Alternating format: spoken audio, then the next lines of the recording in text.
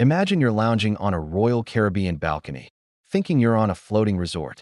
But the second you crossed into international waters, you entered a secret legal matrix where the laws of your home country vanished. Most passengers don't realize they are living inside a moving nation-state with its own jail, its own morgue, and a captain who holds more legal power than a U.S. governor. From hidden biosecurity traps to a law that could literally draft you into service during a crisis. We are revealing 14 crazy cruise ship laws the crew is trained never to discuss. And law number 7 is a total game changer for anyone planning to visit a casino. 1. The captain's absolute magistrate power. The captain isn't just a friendly face in a white uniform. He is the highest legal authority on the vessel, essentially acting as both the police chief and the judge. Under international maritime law, specifically the master's authority, the captain holds sweeping powers to detain, confine, or even arrest any passenger whose actions threaten the order of the ship. Most cruisers think they have the right to a lawyer or a phone call if things go south, but that's not how it works at sea. If a fight breaks out at the buffet on a Carnival ship or someone becomes a danger to others, the captain doesn't wait for the Coast Guard to arrive. He issues an immediate master's order for security to take you into custody. You are then moved to a place most passengers never see, the brig. This is a secure, reinforced cell hidden deep within the crew decks, far below the luxury staterooms. There is no jury, no bail, and no appeal. You stay there in total isolation until the ship reaches a port where local authorities can take over. The captain's word is final, and the crew is trained to act as his enforcers without hesitation. Always treat the crew with respect and follow all safety instructions immediately. Because in the middle of the ocean, the captain's authority is absolute and your constitutional rights are effectively on hold. 2. The gangway abandonment rule. The ship has zero legal obligation to wait for you, even if you are just 60 seconds late, due to strict international port scheduling laws. Most passengers think the crew is being mean or lazy when they pull up the gangway while someone is running down the pier, but the truth is rooted in cold, hard logistics. Every cruise ship, whether it's an MSC Giant or an NCL Gem, must clear the dock by a precise, legally mandated time. If they stay even 5 minutes over, the cruise line can face tens of thousands of dollars in port fines and fuel surcharges. Because of this, the captain will leave you behind without a second thought to maintain the berthing window. But here's the catch most people miss. If you are on board by the all aboard time, the crew will often enter your cabin, open your safe, and hand your passport and credit cards over to a port agent on the pier. You are now stranded in a foreign country with nothing but your swimsuit and a towel. You'll have to pay for your own flights to the next port and find your own hotel, which can cost thousands of dollars out of pocket. Always keep your watch set to ship time rather than local smartphone time, and aim to be back on the pier at least 1 hour before the official departure. 3. The mandatory maritime morgue law. By international maritime regulation, every large cruise vessel is legally required to carry a functioning morgue and body bags on every single voyage. Most people view these ships as floating cities of fun, but with 4,000 to 6,000 people on board, the reality is that medical emergencies are a statistical certainty. When someone passes away during a voyage, which is more common than you think on long transatlantic cruises, the crew initiates a secret protocol often coded as Operation Bright Star. The crew is trained to handle this with extreme discretion so they don't ruin the magic for other guests. The deceased is transported through service elevators to a refrigerated room deep in the hull, usually located near the engine rooms or cargo areas. They are kept there in a dignified manner until the ship reaches a port where the body can be legally repatriated. If the ship is in international waters, the legal process of certifying a death becomes a complex web of flag state rules and international treaties. Without proper travel insurance, the cost of flying remains back home can exceed $20,000. Never sail without comprehensive travel insurance that specifically includes repatriation of remains to ensure your family isn't hit with a massive bill during a tragedy. 4. Forced disembarkation for public health. The ship's doctor has the legal power to override your vacation and force you off the ship if you are deemed a public health risk. Most passengers assume that if they get sick, they can just stay in their cabin and ride it out, but maritime law says otherwise. If you report symptoms of a highly contagious illness like norovirus to a crew member, you are immediately on the medical team's radar. To protect the other 4,000 passengers from an outbreak that could paralyze the entire vessel, the captain can legally order you to disembark at the very next port. It doesn't matter if that port is a remote island or a city where you don't speak the language. Once the doctor signs that order, your contract is effectively terminated for safety reasons. You are left at a local medical facility, and the ship sails away without you. The cruise line generally isn't responsible for your hotel or return travel costs in these cases. This is a harsh reality that has become even more strictly enforced over the last few years. If you feel a minor stomach bug coming on, call the onboard medical center immediately for a consultation rather than trying to hide it, as being proactive can sometimes prevent a forced evacuation. 5. The Private Telecom Nation Law. Once you cross the 12-mile line into international waters, your phone stops being a communication device and starts being a financial liability. The moment the shoreline fades, the ship legally activates its own private maritime network, often called cellular at sea. This is essentially a tiny, private nation-state of telecommunications that isn't subject to the fair pricing or roaming cap laws of your home country. Most cruisers think their international plan covers them, but the truth is those plans almost never apply to satellite-based ship networks. Your phone might look like it's roaming normally, but in the background, it's racking up charges that can reach $15 per megabyte of data. People have literally returned home to find $5,000 bills just from their phones syncing photos to the cloud overnight. Because the ship is using satellite technology, they can legally charge these premium rates without warning you. The crew won't tell you about this because the system is automated and handled by third-party providers. Set your phone to airplane mode the second the gangway is pulled up and only re-enable it when you are deep inland at a port of call. 6. The Contraband Destruction Clause.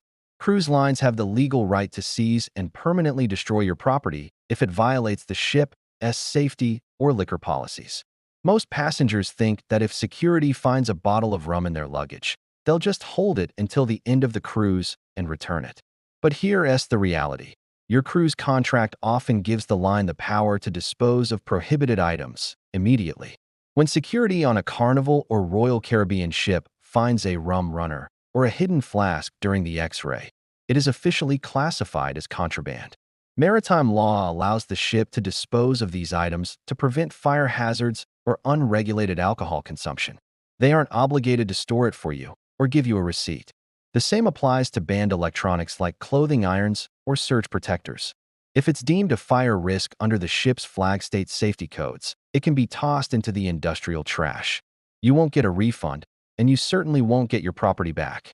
Check the prohibited items list on the cruise line's website 24 hours before you pack to ensure you don't lose expensive gear or spirits to the security incinerator. 7. Flag state jurisdiction, the law of the flag. The moment you board, you are no longer in your home country. You are legally standing on the territory of the ship's flag state. Most people sailing from Florida assume they are under U.S. law, but the truth is that almost every major cruise ship is registered in countries like the Bahamas, Panama, or Malta. This is called a flag of convenience, and it dictates every legal aspect of your trip. This flag is why the casino can legally open the second you hit international waters and why the drinking age can fluctuate. If a crime is committed on board, it's technically the responsibility of the flag state's investigators, not the FBI or local police, unless specific treaties apply. This legal loophole allows cruise lines to operate under labor and safety regulations that are much more flexible than those in the U.S. or UK. It's a complex legal shield that the crew is trained to never explain because it highlights how little home protection you actually have at sea. Look at the stern of your ship to see the home port. If it says Nassau or Valletta, take 5 minutes to Google the basic passenger rights of that country. 8. The Drafted Passenger Emergency Law. Under the International SALAS Treaty, the captain has the legal right to draft passengers into service during a life-threatening emergency. Most cruisers think of themselves as guests who should be served, but in a true maritime crisis, you are officially a soul on board subject to the captain's command. This isn't just a suggestion, it's a legal requirement rooted in centuries of maritime tradition. If a fire breaks out or the ship is taking on water and the crew is overwhelmed, the captain can legally order able-bodied passengers to help move life rafts, distribute supplies, or assist in the evacuation of others. Refusing a direct order from an officer during a general emergency can lead to criminal charges of interference with a crew member once you reach land. This is precisely why the muster drill is no longer optional. If you skip it, the ship is legally forbidden from sailing, and security will find you and potentially kick you off before the vacation even starts. Pay close attention to your muster station location and the emergency signals, because in a real crisis, you might be expected to do more than just wait for a lifeboat. 9. The International Waters Casino Shift. The legal age for gambling and the hours of operation are not set by the cruise line, but by a shifting boundary of nautical miles. Most passengers think they can gamble whenever they want once they board, but the law is actually quite fickle. In many ports, the casino must remain legally locked to comply with local anti-gambling or tax laws. But here is where it gets crazy. On many lines, the gambling age actually drops from 21 to 18 the very second the ship hits 12 nautical miles from the coast. However, the moment you sail back into the waters of a strict territory, like Alaska, the age can jump back to 21 instantly. This creates a legal gray zone, where you could be legal to play blackjack at 10 p.m. and illegal by 10:15 p.m. If the casino manager realizes the ship has crossed a territorial line, they will shut down the tables immediately, regardless of how much you were winning. Check the ship's daily planner for the exact time the casino opens. This is your legal signal that the ship has officially entered the low-regulation zone of international waters. 10. Marriage versus divorce, the captain's trap. A cruise ship captain can legally bind you in marriage, but they are legally powerless to grant you a divorce. This is one of the most common myths in travel, that the captain can do anything. While it's true that on certain lines flagged in Bermuda or Malta, the captain has the magistrate power to perform a wedding, that power is one way. The paperwork for a shipboard wedding is filed with the ship's flag state, making it a legally recognized marriage in almost every country on Earth. But if you realize you've made a huge mistake by the third day of the cruise, there is no captain's annulment. That power ends the moment the ceremony is over. You are legally married under the laws of a foreign nation, and you will have to wait until you return home to start a land-based legal process. The crew avoids talking about this because they want to sell the romance of the sea, but the legal entanglements of a shipboard wedding are permanent. If you're planning a wedding at sea, ensure you file the notice of intent with the ship's flag state registry at least 10 weeks in advance, or the ceremony will be purely symbolic. 11. The no-jump permanent ban law. Intentionally jumping overboard, or even standing on the railing for a photo, is a federal crime that carries a mandatory permanent ban and massive fines. Most passengers think the high railings and plexiglass are just for safety, but they are also a legal do not cross line. Thanks to the Cruise Vessel Security and Safety Act, ships are now equipped with man-overboard sensors that trigger an instant bridge alarm. If you jump off as a prank or a dare, the ship is legally required to stop, turn around, and launch a rescue operation. This costs the cruise line hundreds of thousands of dollars in fuel and port delays. The consequence is immediate. You will be arrested at the next port, and you will be permanently banned from the entire cruise corporation, meaning if you jump off a Royal Caribbean ship, you're banned from Celebrity and Silversea too. In some cases, the cruise line will sue you to recover the search and rescue costs. Never sit, stand, or climb on any railing. Even if you think you're safe, the onboard cameras and sensors are always watching, and the zero-tolerance policy is strictly enforced. 12. The biosecurity/animal smuggling law. Emotional support animals have zero legal standing on a cruise ship, and bringing one on board can lead to federal smuggling charges.